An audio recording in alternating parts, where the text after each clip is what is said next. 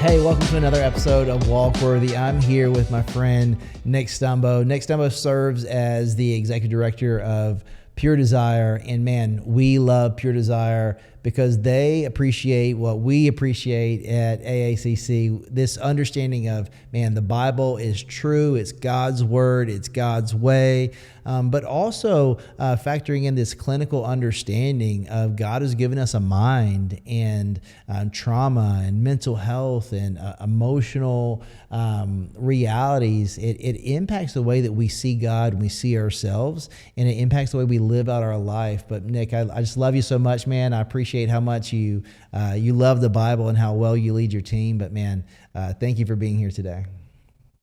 Yeah, thank you, Joshua. Grateful to be here to talk about this important subject and to be a part of a community that, you know, for the AACC really is on the front lines of helping people in our churches all over the world.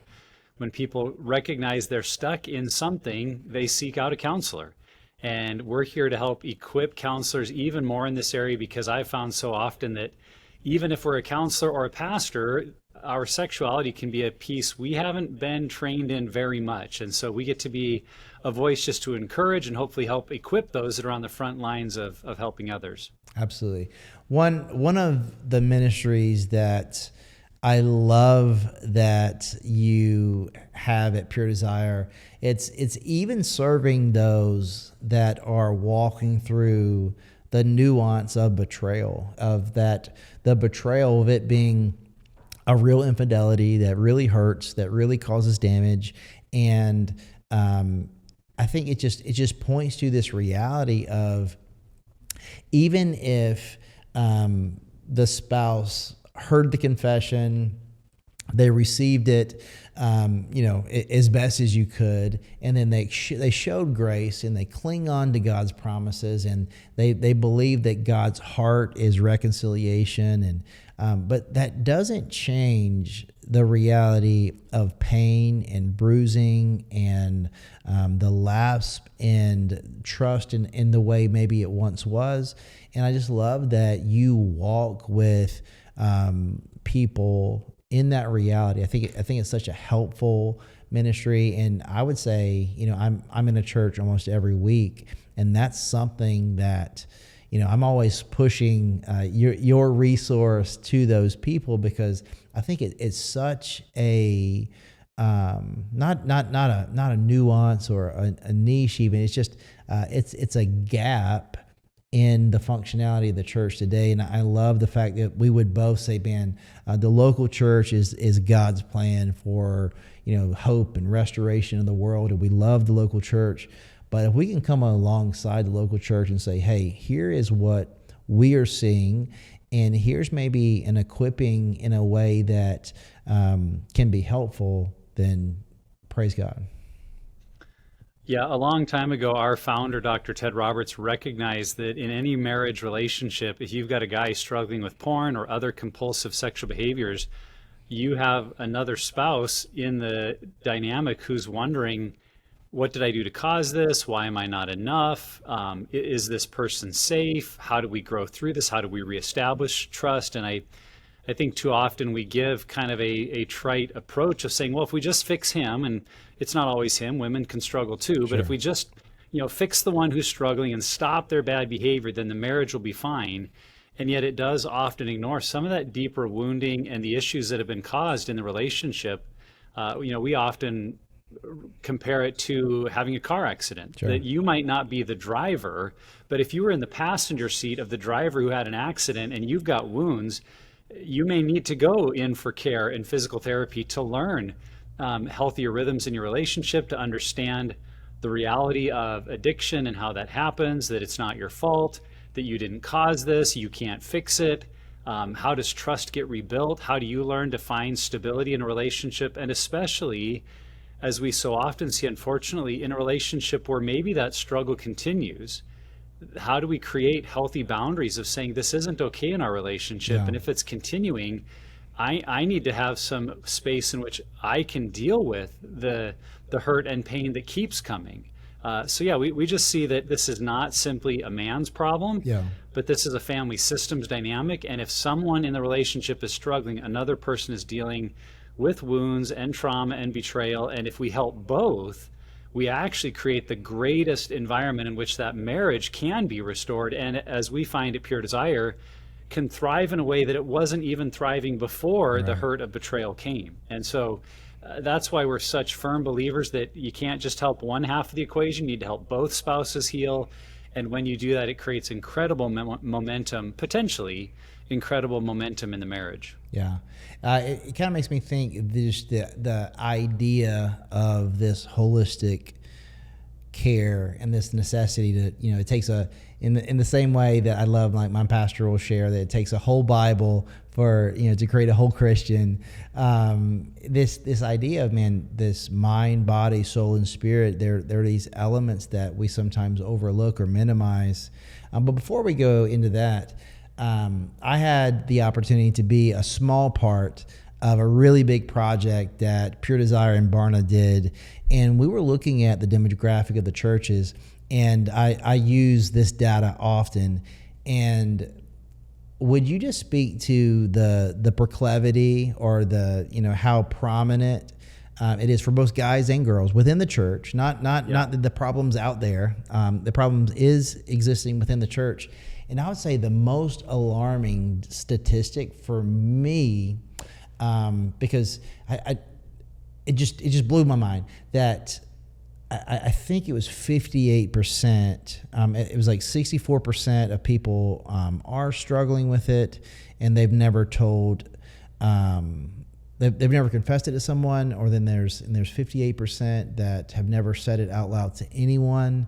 But just the fact that there was over half of people saying, this is a problem in my life, and I've never said out loud to anyone ever in my life that this is a reality. Yeah, I think the study results really underscore why we struggle, because this really is, when we're talking about pornography or other compulsive sexual behaviors, it really is a struggle that is rooted in secrecy and isolation. And even those who are trying to recover or get better are usually stuck in secrecy or isolation. So we were really privileged to do that work with Barna in a report called Beyond the Porn Phenomenon. And yeah, you talked a little bit about the stats. We found that among Christian men, so this is men who would say they attend church on at least a semi-regular basis and would self-report that their faith is important to them. That's the definition of a practicing Christian in the study. 75% of them marked that to some degree they were viewing pornography. So the question asks, like, how often do you view pornography? Daily, weekly, a few times a month, less than that, or never. So 75% of men were marking something other than never or choosing not to answer. Right. But in addition to that, 40% of Christian women were marking the same thing. And so when you combine those numbers, it's 54% of people in the church, practicing Christians, that would say, to some degree, I'm viewing pornography. And when you look at the younger generation, like Gen Z, those that are 25 and under, for the young men, it's only slightly higher. 79% of young men say they're viewing pornography. But for college age or younger single women, that number is much, much higher than the average. So for young college age women, it's 66% of women that would say, to some degree, I'm viewing pornography. So 2/3 of our young women are saying, this is a problem for me too. And we've just really tried to bring up that message to say, if in any way we're talking about this only as a men's problem, we are potentially alienating or further shaming a good percentage of women that are sitting there in some shame and secrecy saying, yeah, me too, but I don't want to admit that I have a quote unquote man's problem. Right. So then, as you were referring to some of the follow-up questions we asked, or that were asked in the survey, and this is just among those that acknowledged some degree of struggle, their follow-up questions were, does anyone know about your porn use? And it's 48% of all people that said no one even knows. Wow. And they had all these categories like a spouse, a friend, a family member, an adult I don't even know well, my doctor. Like it listed all the possibilities. And 48% said no one even knows. Wow. And I brought that up to say, for every story that you're aware of someone struggling, there is someone else around you who has never had the ability or freedom or courage or safety to share their story. And then the other follow-up question, or another one that we asked, was, who is helping you avoid pornography use. And again, that same list was listed of friends, family, my church, a support group, and 82% of people, so more than 4 out of 5, said no one is helping me avoid pornography. So again, by and large, we're struggling in secrecy, we're struggling in isolation. I've heard it said that far too often, if you simplified a lot of preaching in our churches, especially as it comes to sexually compulsive behavior, that the preaching is God is good, you're not, go try harder. Right. And I think that's the message a lot of Christians have is like, okay, this is wrong. I don't want it in my life. I'm going to try really hard not to go back there. And yet, as you've alluded to, and as I know we're going to get to, the behavior is only the tip of the iceberg. And if all we do is try to stop the bad behavior and we're not aware of everything else below the waterline, we have found, and the stats really represent this, if all we're doing is trying to stop the bad behavior, we're not going to be very successful at that. Because by and large, we're trying to do it alone. We're trying to do it in isolation, and it simply doesn't work in terms of really finding freedom and lasting change in this behavior. Yeah, I was just talking to a buddy of mine about the trauma or the wounds attached to purity culture in this. This idea of don't do it, it's bad, or just like sex, bad, gross, don't do it. And then you enter into marriage and you have these preconceived notions about sex. And all of a sudden, on my marriage night, I'm supposed to undo these things, or I have past sexual experiences and watched pornography. And then I give my life to Christ. And all of a sudden, I'm supposed to enter into this covenant.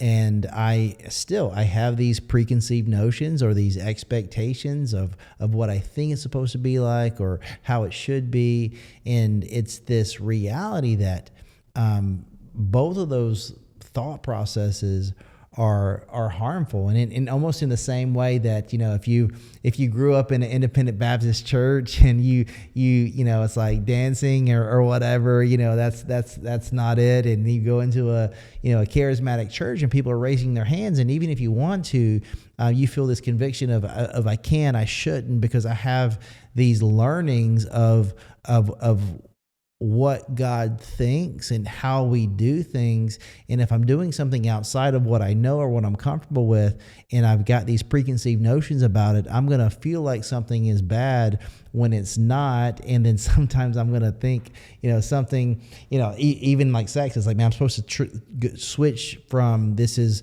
bad and weird and don't, then do, and it's awesome. Like that's difficult, man. How do we navigate that? Yeah, we kind of treat the wedding ring as like this magic superpower that we put it on, and now everything that was wrong or bad or difficult in that area of our life just magically goes away, and we're ready to go. And I wish that was the case, but as you're alluding to, so many couples carry right into marriage, even a very godly marriage that they want to have to honor God, and they're they get married in the church, and they're doing it the right way, but their sexuality has just been left unaddressed, and they carry so much baggage in.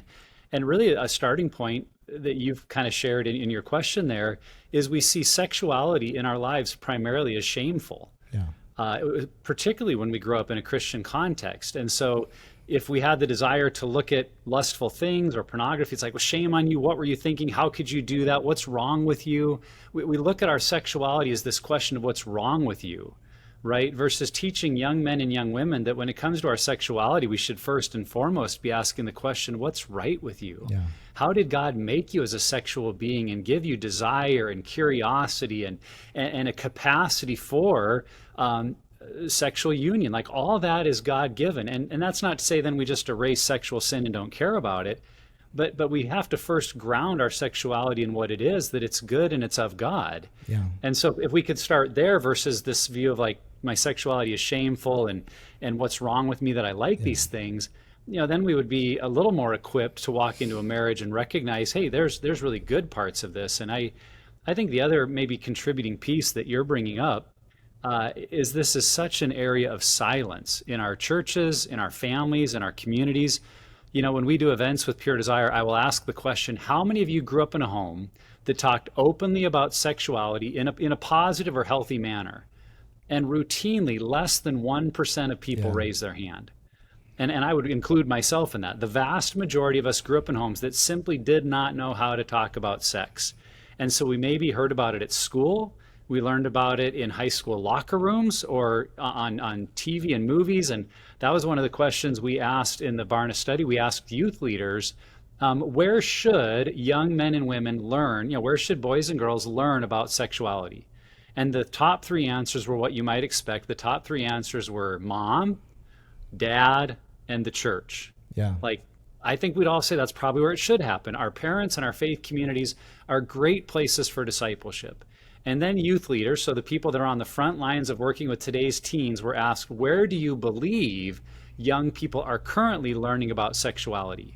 And their answers were social media, Yeah. their friend groups, and pornography. Yeah.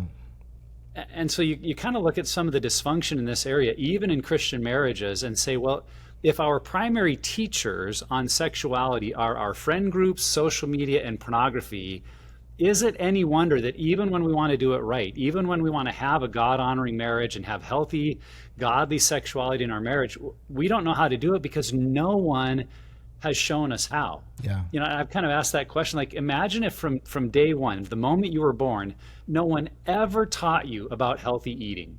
Like from the moment you were an infant, it was just eat what you want, when you want, how you want, like no guidance, no direction. I've got 4 young kids. If you That grew sounds up and scary. in your 20s, you had unhealthy eating patterns, would any of us be surprised? Like, we'd be like, well, duh, you did what felt best. You ate the most sugary foods, the most fatty foods, because no one trained you in health. And yet that's, I would argue, for many of us, that's the exact scenario that's happening in our sexuality. No one's training us. No one's helping us understand health at an early age. And then we get into our 20s or 30s when things like pornography are blowing up a marriage, and we're saying, oh my goodness, how come there's so much unhealth here? And yet part of the simple answer is no one is discipling us in the area of our sexuality. Or you might say, well, we are being discipled, but we're being discipled by porn and social media and culture. And obviously those are very unhealthy outlets for teaching healthy sexuality. Yeah. I think about, just discipleship in general. I think there's a lack of that happening. And, I think you really hit on something that I say often. It's like, man, what we don't say says something. And often what we don't say speaks louder in our worlds, especially in our homes, because if sex is not something we talk about, then there is this assumption that it's bad and we don't talk about it. So if where I'm experiencing it is, outside of my home, well, I'm going to have this preconceived notion of, man, I can't, bring this up because this is not something that we talk about. And that in itself, kind of sets us up for this, this hiding, us being indoctrinated with what's not true. And then we live in brokenness because of that. And man, I've even seen, unfortunately, this movement of within churches, like within a Q&A, and this has happened maybe 6 or 7 times this year, where people are asking me, saying, hey, my wife and I, we were virgins when we were born. We were virgins when we got married, and it was referenced, or it was suggested to us for us to have good sex that we should watch pornography. And now it's been several years, and it has caused significant complications. But then I because it was referenced to me in the confines of a church community, I saw it as something that was okay, and now I'm struggling with it feels wrong. It plays out poorly in our lives, but we seem to not be able to shake it. What do we do? And it's wild to me that is a something that someone would suggest. That's heartbreaking. And I think it underscores the degree to which we have maybe in churches and as Christians felt the uncomfortableness of we don't know how to talk about this. And so, well, there's pornography, so just watch that and maybe we'll figure it out. When we all know that's not healthy, Right. it's not realistic. But again, I think it shows how little equipped we are to talk about this.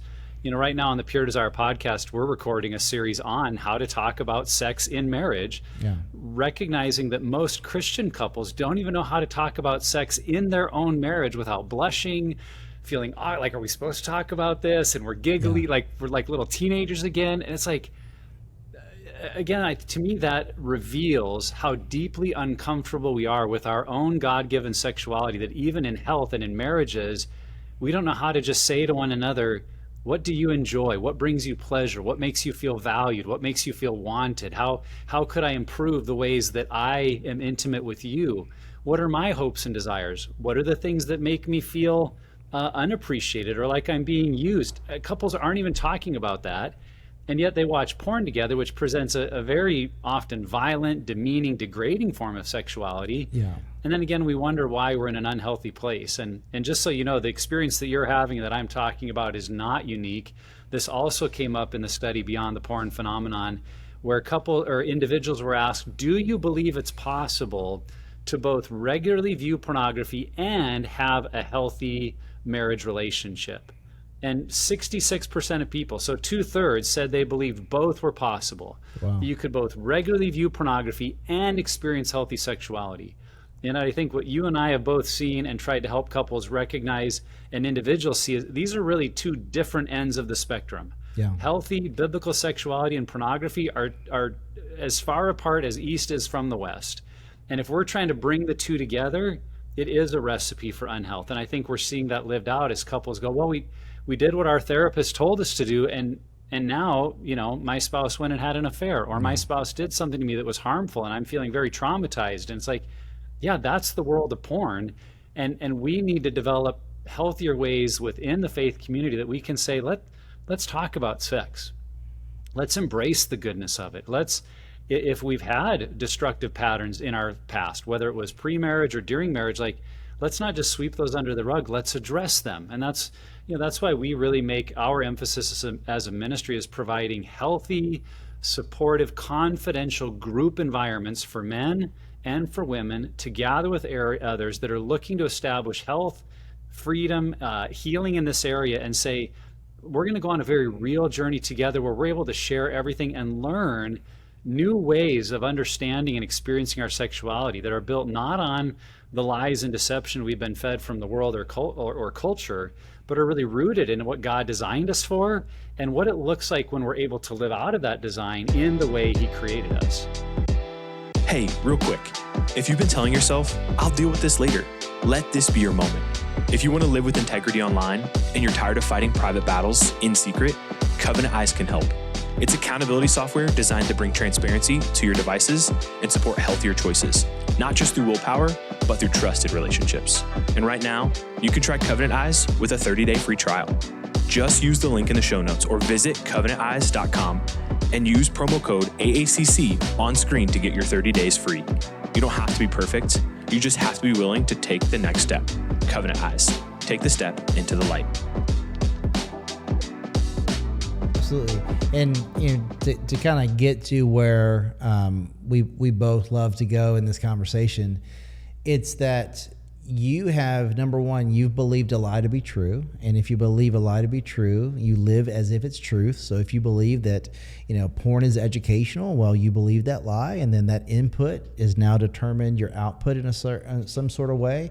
But your exposure to pornography, whenever it was, your sexual history, whatever it was, however you've learned and experienced any and all things regarding sex, the reality of how that took place, like the narrative of how you first engaged with and learned about sex, and then the totality of, the emotional brokenness that we live in.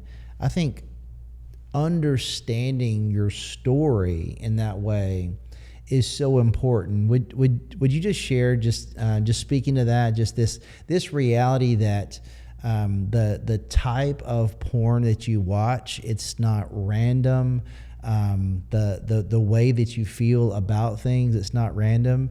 That there is this reality that there is this emotional and mental score that is kept, and it plays a part in how we see and live regarding sex.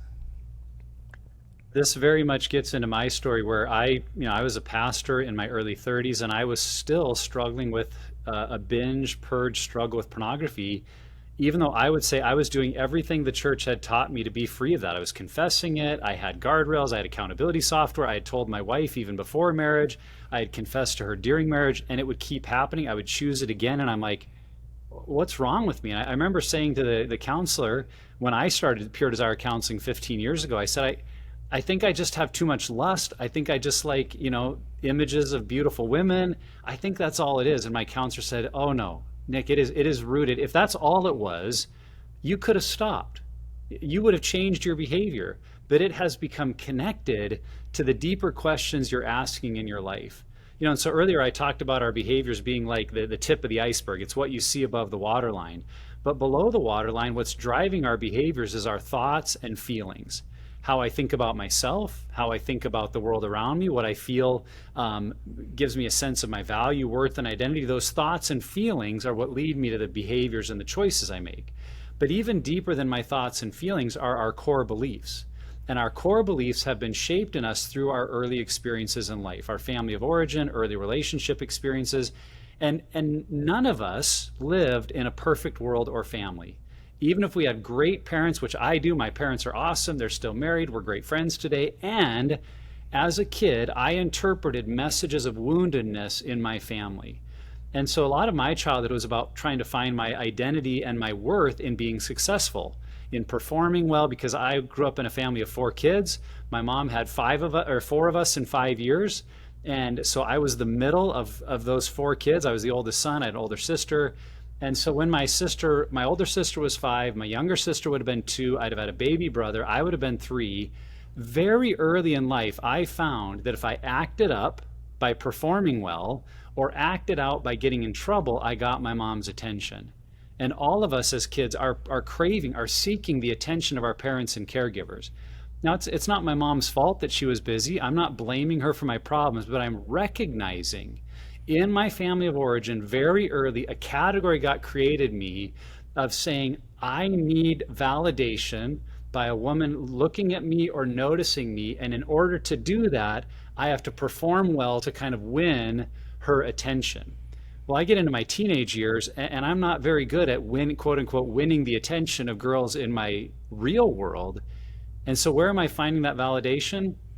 In the pornographic magazines that I could go and buy at the corner gas station. And at that age, I had never made this connection whatsoever. But the validation that I was looking for in my real world, and even in a sense from my mom of like, I matter, I'm seen, I'm valuable, I was finding in an artificial way in those images of pornography. That for those moments would provide the escape and the relief and the desire that my brain longed for. And even though acting out with that would be followed by an avalanche of guilt, shame, regret, throwing it away, never again, why did I do that? I just thought it was a behavior problem. What I was really looking for on those pages was to be seen and valued and feel like I was enough. Yeah. And that's the pattern that followed me into adulthood and even into being a pastor. And as long as I just tried to stop the behavior above the waterline, no wonder I wasn't successful, because down here in my core beliefs was still this lie that said, you're not good enough to be noticed by women in your life. And yet pornography gave then that artificial or lie of an answer to say, over here, you are enough. And that's why I would keep going back to it. And until that system of the deeper stuff was exposed, I would have been stuck, I think, in that binge purge cycle to this day. Because when all we do is try to battle the behavior, it's like trying to cap a volcano, right? Like we might be somewhat successful, but if all that hot lava and energy is still in there, sooner or later, it's going to come back out. Right. When we help people, and we do this in groups and in counseling, when we help people go into their story, that's like understanding the roots of the lava and where it's coming from, and bringing a cooling to the center that now change is happening from the inside out. That the behaviors can change and stay changed because we're finding the answer to those deep questions about our value, worth, and identity in the healthy places where we're supposed to be finding them. Amen. And I think I don't think it's exclusive to men, but I think as you're digging into those places that you have maybe, covered up or have drifted into your subconscious, or maybe you've just, dissociated to the extent where if you were asked these questions, you would need to really be, poked and prodded to get to that point. What I find is there is this hesitancy, in which I understand because of shame, this hesitancy to talk about the totality or how bad the problem actually is, to minimize the problem. And it's like, I might look at it here and there. And then if you asked, what type, it'll just like whatever. And there's just something about, obviously it's a level of spiritual opposition, but it's like to get someone in a place for them, to confess it all, not 80%, not 90%, all of it. How do we create atmospheres within churches? You guys do a great job of it in the group, but how do we, lead our churches from the top bottom to say, hey, yes, 1 John, confess to God, James 5:16, confess, one to another, but it not to be, well, let's not, take the lid off and let a little steam out, and let's really get in there and talk about what's going on. What would you say to the churches that are really wanting to figure this out? Saying, man, I want to create a confessional community, and I want people to have, the freedom that comes with walking in integrity.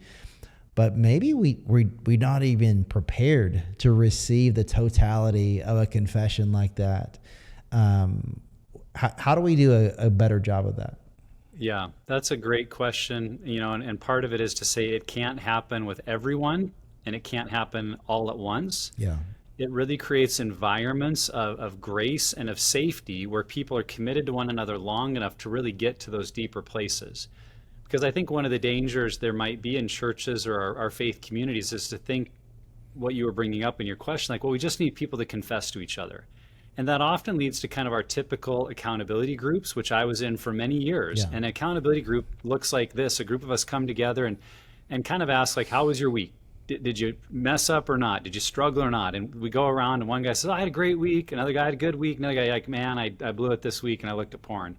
We're like, man, we're sorry. We'll pray for you. Try harder not to this week. Yeah. But what's hidden under his confession of I looked at some porn was what kind of porn and how long and what lies were centered around it and what was he avoiding by going to pornography instead. And that's really one of the things we say in the recovery world is the devil is in the details. And what I mean by that is the messages of shame, the messages of rejection, the fear of if they knew my whole story, they would reject me. So I only share, hey, I struggled this week.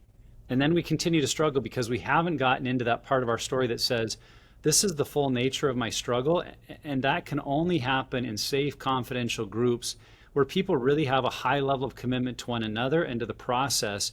And I would say to a group structure. That's what one of the things that I believe sets Pure Desire apart is we've really created a group structure that isn't just, hey, come together and practice accountability. How did your week go? Right. It's really walking through a process of understanding their whole story, piecing it together to see where did this come from? How did I get here?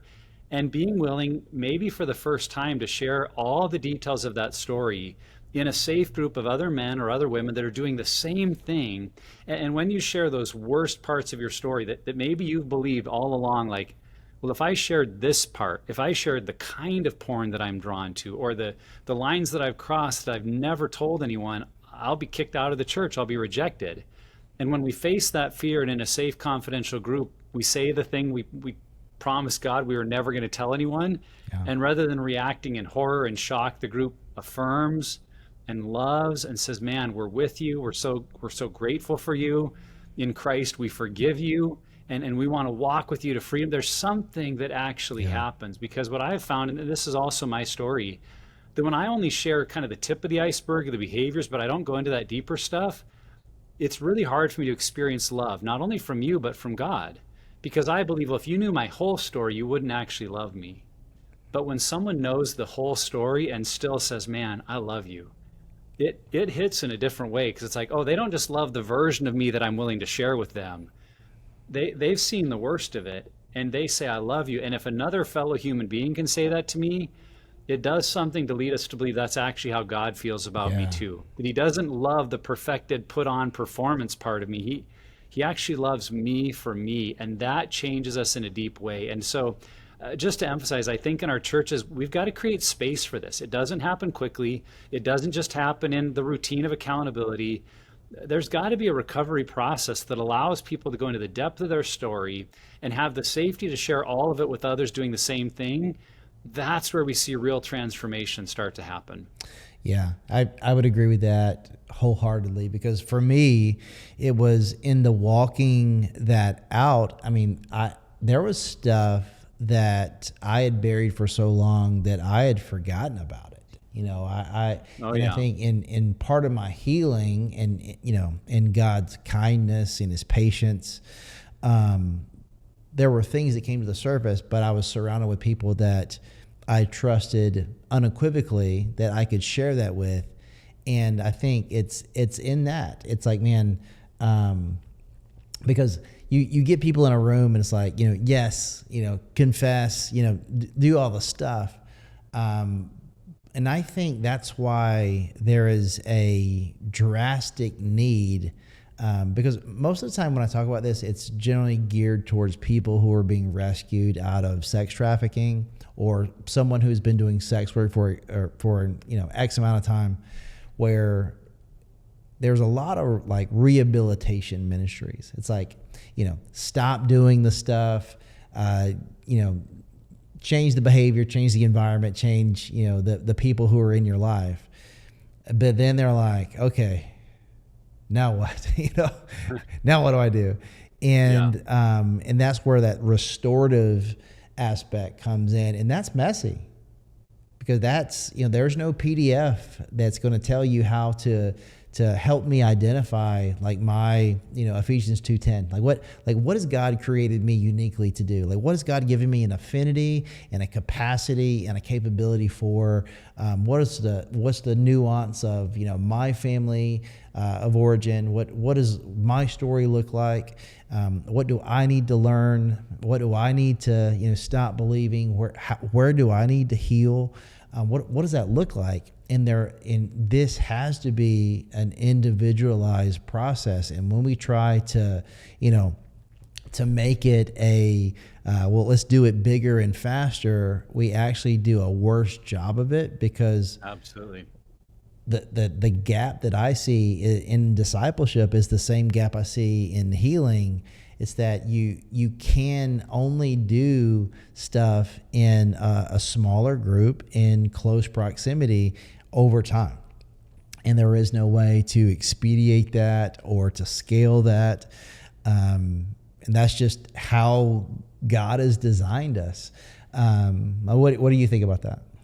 Yeah, I mean, it's truly a process of discipleship. It's deeply biblical transformation that we're talking about, because if we're not just looking to stop a bad behavior, and by the way, we do want the bad behavior to stop and to change, but to see that happen, we're going deep into the roots of our story.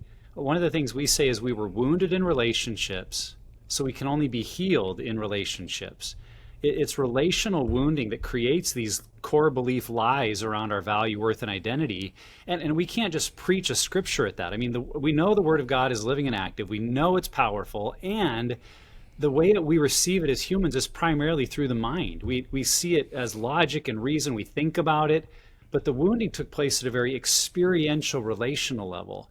And that's where a group experience that's really built on safety and consistency and confidentiality, when I really start to trust other people and I have a relational experience of the love of God in other people that counters the lies of my negative relationship experience, now I'm being renewed at a deep experiential level, because now I'm just not saying words at my experiential problem.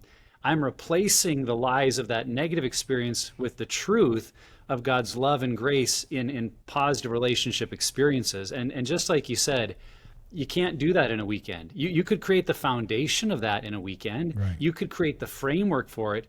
But this is a kind of journey that takes time. We say also, we're not just trying to stop a bad behavior.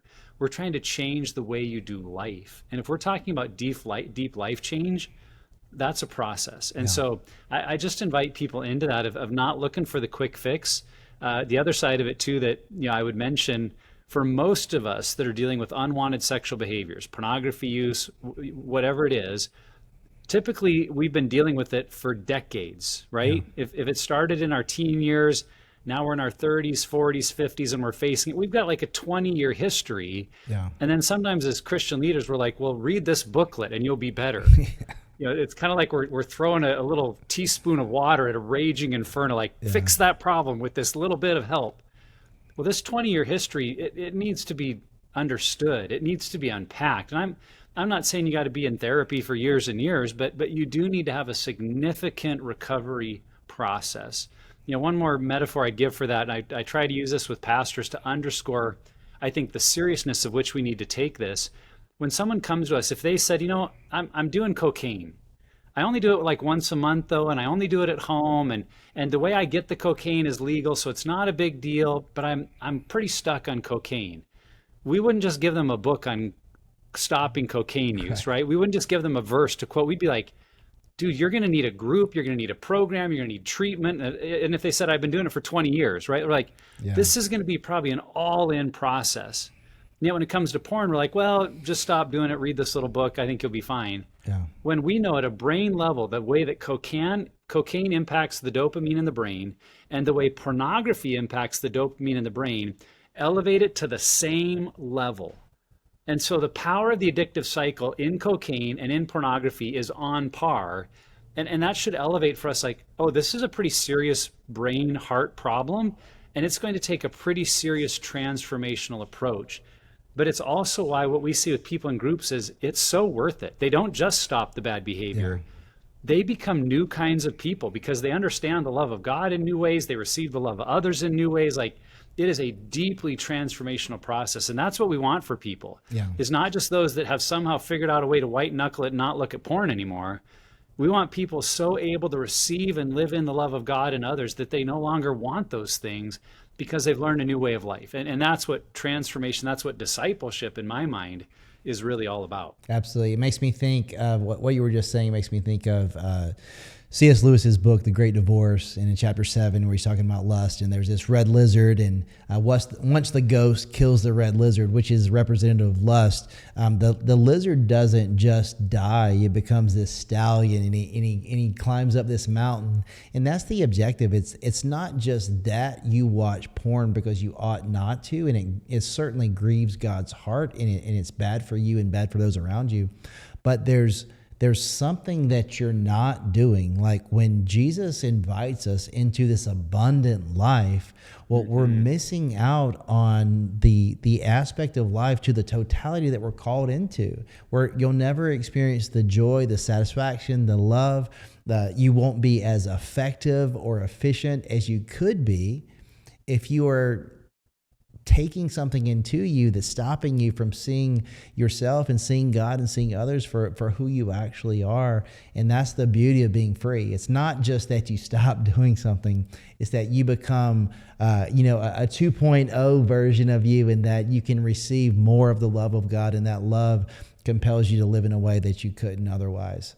But man, I just appreciate you so much, Nick. And if you would, so we've got a small group. We've got a Pure Desire group at Cottonwood Creek, which is our home church. But if you're listening to this and you're wondering about, does my church have this group, or maybe I want to start a group? Would you just share how could you find if your local church has a Pure Desire group, and if they don't have one, how could you go about starting one?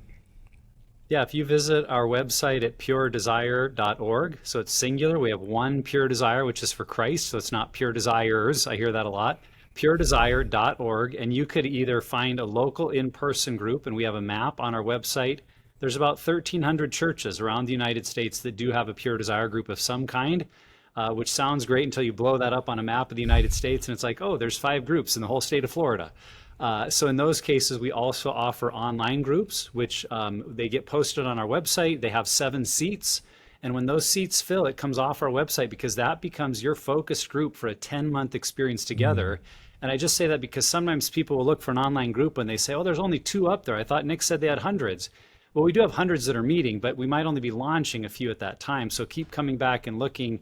And if you're working with clients that you say, man, they're doing great work with me, but they need a community, that online group could be a powerful reference to get them in community doing this work that could really be kind of collaborating with the work you're doing with them in person as a counselor. So all of that's finding an in-person group or an online group is at puredesire.org. And then if you're looking to say, man, I'd like to start this at my group or in my practice, I want to host something. We have a ton of information, most of it free, how to start groups, how to lead them, the do's and don'ts. We'd like to say we've paid the dumb tax on doing these groups well, and we'd love to equip you to run them, because really that's how we multiply. Isn't because Pure Desire makes it happen, but because people say, we need something in our church or we need something in our community and I'm going to start it.